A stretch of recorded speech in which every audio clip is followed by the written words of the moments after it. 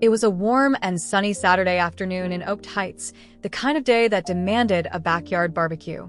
The Parker family, who had recently moved into the neighborhood, decided it was the perfect opportunity to introduce themselves to their new neighbors. Jason Parker, a tall and proud black man in his early 40s, stood by the grill flipping burgers with an easygoing smile. His wife Lisa was laughing with a group of friends, and their kids, Zoe and Marcus, were chasing each other around with water balloons, their giggles echoing through the yard. The smell of ribs and burgers filled the air, blending with the sounds of lively conversation and easy laughter. A small group of family friends had joined them, lounging around the picnic tables. Music played softly in the background, setting a relaxed summer vibe. The Parkers were excited to be there, hoping this would mark the beginning of new friendships and good memories in their suburban paradise. But just a few houses down, trouble was brewing behind a lace curtain. Mrs. Caldwell, a longtime resident of Oak Heights and the self-appointed neighborhood watch, stood at her window with her arms tightly crossed over her chest. She glared through the glass, her face twisted in disapproval as she watched the Parkers barbecue from afar. She hadn't liked them from the moment they moved in. It wasn't anything they'd done, no. She just had a preconceived notion about that kind of people, and today, seeing the Parkers' backyard filled with guests, she had reached her breaking point. She squinted, trying to make out the faces of the people in the yard, counting them. "That's too many," she muttered to herself. "There's no way they're keeping it quiet, and the music is just too loud." Mrs. Caldwell, fuming, picked up her phone and dialed 911. Her voice was tight and irritated as she spoke to the dispatcher. "There's a large group of people in my neighborhood having a loud party," she said. "It looks like it could get out of control. You need to send someone over to check it out."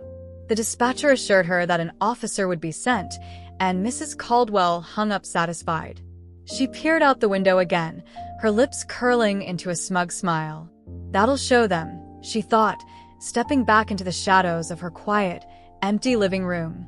Back at the barbecue, Jason was oblivious to the brewing storm. He glanced over at Lisa, who was laughing at a joke one of their friends had just told. The kids were happily spraying each other with a hose, now squealing with joy. Everything felt perfect, like they had finally found their home. Suddenly, a murmur rippled through the group. Jason turned to see what had caught everyone's attention, and his eyes landed on a police car slowly pulling up to the curb. The flashing lights weren't on, but the sight of it alone was enough to make the air grow heavy with tension. Conversations died down, and people exchanged uneasy glances. Jason's heart skipped a beat, but he kept his cool. He wiped his hands on a towel and stepped forward, watching as a uniformed officer got out of the car and made his way up the driveway. "Good afternoon, sir," the officer said in a neutral tone. "We received a call about a noise complaint and a gathering that might be out of control. We just need to check things out." Jason raised an eyebrow, glancing around at the peaceful scene in his backyard. There were maybe a dozen people at most. The kids were playing, the music wasn't even close to loud, and the only thing out of control was how perfectly the ribs were grilling. "No problem," Officer Jason said in a steady but calm voice. "Just a family barbecue. Everything's under control." Before the officer could respond, a sharp voice interrupted him. Mrs. Caldwell appeared at the edge of her driveway, arms crossed, glaring at Jason and the group like she was a queen overseeing her disobedient subjects. "I told you," she called out, her voice dripping with disdain. "Look at this, there are too many people, too much noise. They don't care about the neighborhood. This is unacceptable."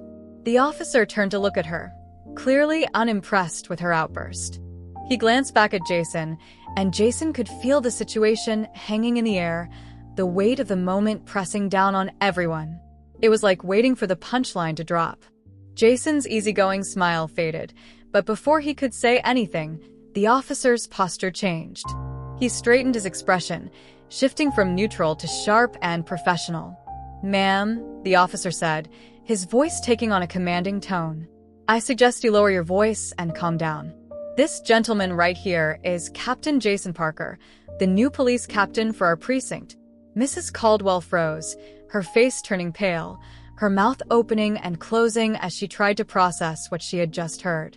She stared at Jason as if seeing him for the first time, her earlier smugness dissolving into shock and embarrassment.